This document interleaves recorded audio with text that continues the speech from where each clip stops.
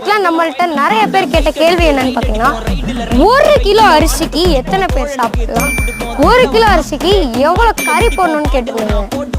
1 kilo ஜீரக சம்பா அரிசிக்கு பார்த்தீங்கன்னா 6 பேர் சாப்பிடலாம். ஆனால் பாஸ்மதியில் 10 பேர் வரையும் சாப்பிடலாம். ஏன்னு பார்த்தீங்கன்னா அரிசி தாங்க. ஜீரக சம்பாவோட அரிசி சைஸே இவ்வளோ தாங்க.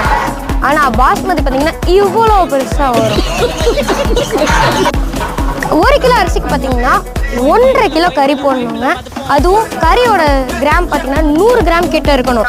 அப்போ தான் பீஸ் உங்களுக்கு இந்த மாதிரி உடையாமல் வரும். இல்லாட்டி கம்மியாக இருந்துச்சுன்னா நொறுங்கி போயிடுங்க பீஸு தூள் தூளாக.